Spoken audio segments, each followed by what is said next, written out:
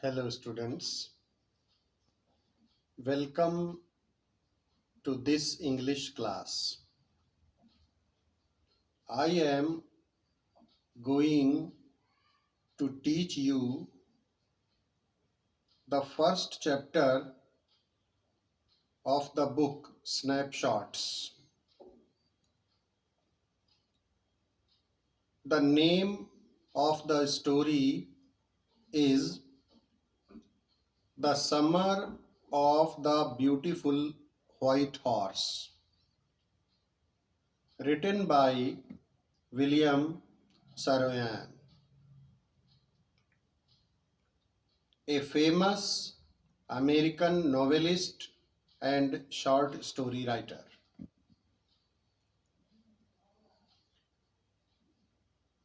बच्चों, this story is a very interesting story. ये बहुत ही इंटरेस्टिंग स्टोरी है और समर सीजन की स्टोरी है.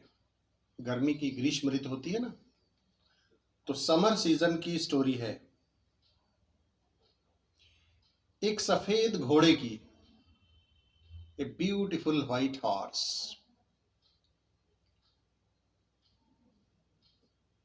एक सफेद घोड़े के बारे में स्टोरी है जो कि बहुत दिलचस्प है, वेरी इंटरेस्टिंग है. इससे पहले कि मैं आपको स्टोरी पढ़ाना शुरू करूं, कुछ इंपॉर्टेंट वर्ड्स हैं जिनको जानना बहुत जरूरी है. जैसे कि एक वर्ड इसमें आया है आर्मेनिया. तो आर्मेनिया के बारे में, हालांकि वैसे तो कल भी मैंने बैकग्राउंड में बताया था, लेकिन मैं उसको फिर से रिपीट करना चाहता हूं कि ये बहुत ज़रूरी, वेरी इंपॉर्टेंट थिंग है, बहुत ज़रूरी चीज़ है.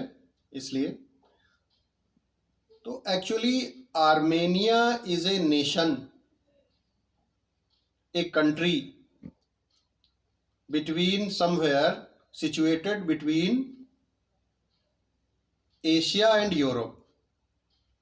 जो एशिया कॉन्टिनेंट है और यूरोप कॉन्टिनेंट है, उसके बीच में एक देश पड़ता है, स्थित है आर्मेनिया.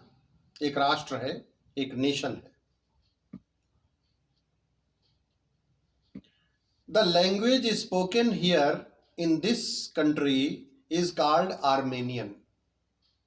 यहाँ की जो भाषा बोली जाती है, आर्मेनियन भाषा बोली जाती है, और यहाँ के लोग भी आर्मेनियन कहलाते हैं.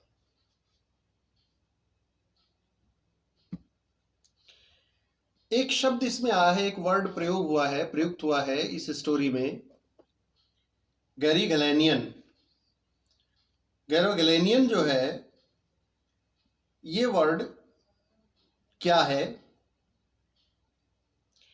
वास्तव में गैरीगेलेनियन जो है, ये एक आर्मेनियन ट्राइब, एक आर्मेनिया कंट्री की जाति, ट्राइब मतलब जाति, एक जाति है, एक कबीला है, कह सकते हो. तो अब जानना यह है कि इस ट्राइब के अधिकांश लोग, इस जाति के अधिकांश लोग कैलिफोर्निया का नाम सुना होगा आपने नहीं सुना है तो सुनिए. कैलिफोर्निया जो कि यूनाइटेड स्टेट्स ऑफ अमेरिका में है, वहां जा करके इस जाति के अधिकांश लोग वहां जा करके, मतलब माइग्रेट होकर के अमेरिका चले गए और वहां रह रहे हैं, वहां सेटल्ड हो गए.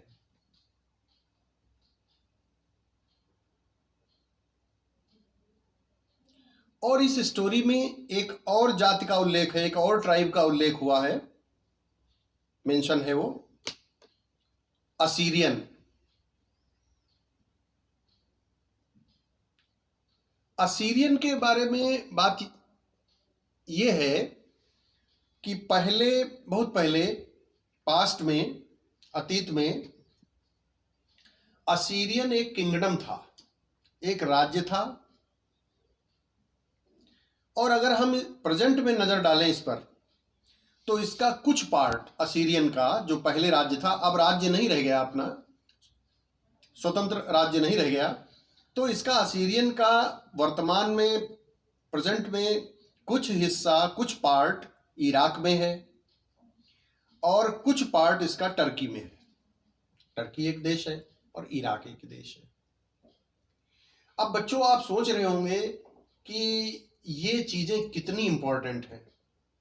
जब तक हम स्टोरी की बैकग्राउंड नहीं समझेंगे, स्टोरी ठीक से समझ में नहीं आ सकती। इसलिए प्यारे बच्चों, मैं आपको स्टोरी से बिलोंग्ड, स्टोरी से संबंधित एक एक इवेंट, एक एक वर्ड आपको समझाना चाहता हूं, ताकि आप खूब अच्छे से स्टोरी समझ जाएं। तो असीरिया का कुछ पार्ट इराक में है वर्तमान में, प्रेजेंट में, और कुछ पार्ट इसका टर्की में। तो ये जो स्टोरी है, ब्यूटीफुल स्टोरी है, the summer of the beautiful white horse की जो कहानी है, इसमें मोस्टली 2 ट्राइब्स के बारे में बातचीत की गई है। एक है गरोगलेनियन ट्राइब और दूसरी है असीरियन ट्राइब, जिनका उल्लेख, जिनके बारे में मैंने आपको डिटेल्ड बताया है। Most of the characters belong to Armenian tribe. इसमें 5-6 कैरेक्टर्स हैं, खास 5 कैरेक्टर्स हैं, इंपॉर्टेंट कैरेक्टर्स जो हैं। तो most of the characters of this story belong to Armenian tribe. ज्यादातर जो इसके कैरेक्टर्स हैं वो संबंधित हैं आर्मेनियन ट्राइब से, माने गरगलेनियन फैमिली से।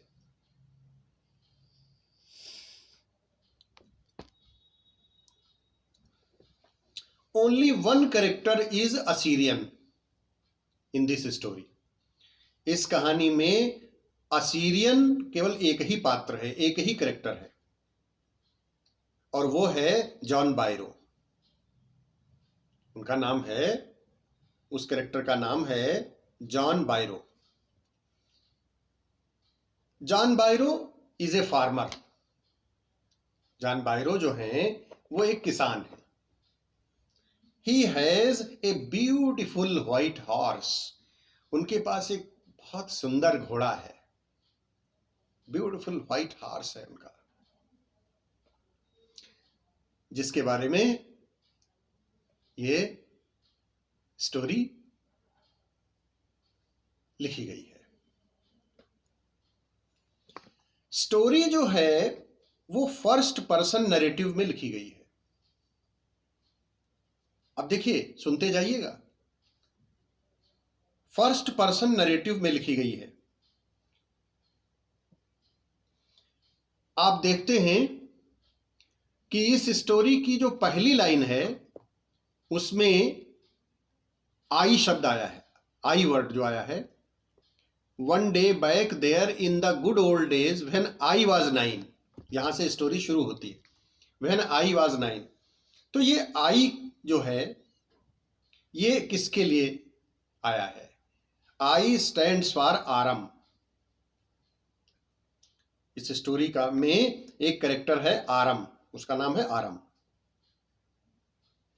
तो आई जो है वो आरम के लिए आया है। आरम अपने लिए आरम ने अपने लिए आई यूज किया है।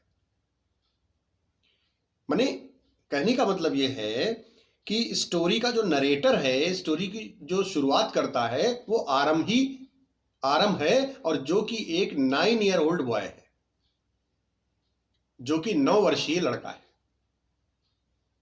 9 वर्षीय बालक है। A 9-year-old boy, Aram, starts telling his story. He is the narrator of the story. वही इस स्टोरी का नरेटर है। बच्चों, ये कैरेक्टर्स आपको इसलिए बता रहा हूं कि जैसे आप कोई भी पिक्चर देखते हो तो उसमें आप देखते हो उसके जो कैरेक्टर्स होते हैं, आप नंबरिंग देखते हैं उसकी, उसमें हीरो कौन है, हीरोइन कौन है, विलेन कौन है। तो जब ये सारी चीजें जान लेते हैं तब आपकी पिक्चर शुरू होती है।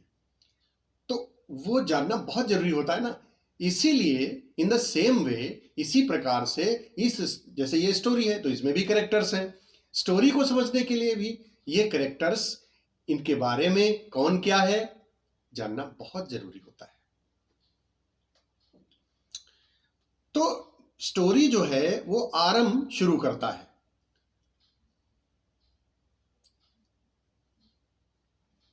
और नरेटर बने आरम जो है, जो कहानी शुरू करता है, वो इस स्टोरी में खुद इन्वॉल्व है। वो भी इस स्टोरी में एक कैरेक्टर है और उस घटनाक्रम में वो भी इन्वॉल्व है, वो भी सम्मिलित है, समाहित है।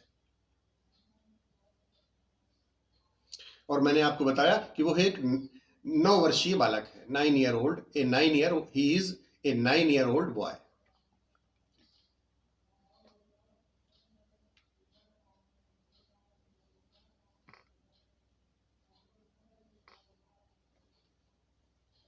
नरेटर अपनी लाइफ की घटना या लाइफ की स्टोरी अपने दृष्टिकोण से, अपने पॉइंट ऑफ व्यू से हमको सुनाता है। अपने ढंग से वो कहानी कहना शुरू करता है, अपने जीवन की वहीं से शुरुआत करता है। स्पेशली स्टोरी में 4 और 5 कैरेक्टर्स हैं, तो जिनमें आपने एक तो जान ही लिया, आरम, और दूसरा है मुराद। मुराद आरम का कजिन है, ये आपस में कजिन है। Aram and Mourad are main characters in the story and they are cousins. वे चचेरे भाई हैं, कजिन्स हैं। ये दोनों ही आर्मेनियन ट्राइब से संबंधित हैं। अब आर्मेनियन ट्राइब के बारे में मैं आपको बता चुका हूं कि आर्मेनिया कंट्री से बिलोंग करती है और अमेरिका में आकर के कैलिफोर्निया में बस गए। दोनों ही, both Aram and Mourad are very poor. दोनों ही बहुत गरीब हैं। वे एक ऐसी ट्राइब से बिलोंग करते हैं, वे एक ऐसी ट्राइब से संबंधित हैं जो अपनी ऑनेस्टी एंड ट्रुथ के लिए जानी जाती है, प्रसिद्ध है। स्टोरी में एक और कैरेक्टर है, अंकल खुसरो। अंकल खुसरो ये आरम के अंकल हैं और ये इनकी एक खास बात है कि ये क्रेजी पर्सन है। क्रेजी मतलब एक पागल किस्म के व्यक्ति हैं, सनकी टाइप के। अंकल खुसरो जो है ये क्रेजी पर, he is a crazy person, पागल किस्म के आदमी है, सनकी टाइप के आदमी। इनका एक फेवरेट डायलॉग है, इनका एक बड़ा ही फेवरेट डायलॉग है, वही बोलते रहते हैं ज्यादातर जब भी कोई समस्या आती है। मुझे तो हंसी आ रही है आपको बताते हुए। जब भी कोई समस्या आती है तो यही डायलॉग बोलते हैं ये। और जैसे मान लो एक बार क्या हुआ, एक छोटी सी घटना बता दें। एक बार इनके घर में आग लग गई और ये बार्बर की दुकान पे थे, नाई की दुकान पे थे, और इनका बेटा गया और कहा पापा घर में आग लग गई है। तो उन्होंने उस समय भी मतलब जो वही अपना फेवरेट डायलॉग बोला। उनका फेवरेट डायलॉग जानते हो क्या है? मैं बता रहा हूं, देयर इज नो हार्म पे नो अटेंशन टू इट। यही बोलते थे, अरे ठीक है लग जाने दो कोई बात नहीं है यही बोलते थे, टेंशन मत लो ठीक है तो उनका एक फेवरेट डायलॉग है। तो क्रेजी टाइप के पर्सन है, सनकी टाइप के, पागल किस्म के आदमी है। और इसमें फिर एक करेक्टर है जॉन बायरो। जॉन बायरो एक फार्मर हैं, जैसे कि आपको पहले भी बता चुके हैं। इन्हीं का जो व्हाइट हॉर्स है वो इन्हीं का है, और इन्हीं के हॉर्स को ये जो मुराद है वो चोरी से खोल लाता है हॉर्स राइडिंग करने के लिए। मतलब जो है पैसा कमाने के लिए, मतलब बेचने के लिए नहीं, इस नीयत से नहीं खोल के लाता है कि उसको बेच के पैसा कमाएंगे, बल्कि उसके अंदर ये इन दोनों ही ब्रदर्स में, दोनों ही कजिन्स में, जो कजिन हैं इन दोनों में एक बहुत बड़ी इनकी इच्छा ये थी कि घुड़सवारी करने का बड़ा शौक इनका था। ये इनकी इच्छा होती थी कि घुड़सवारी करें, तो घुड़सवारी करने के उद्देश्य से इनका घोड़ा जो है मुराद खोल लाया था। तो और फिर ये इनकी जो है मदर है,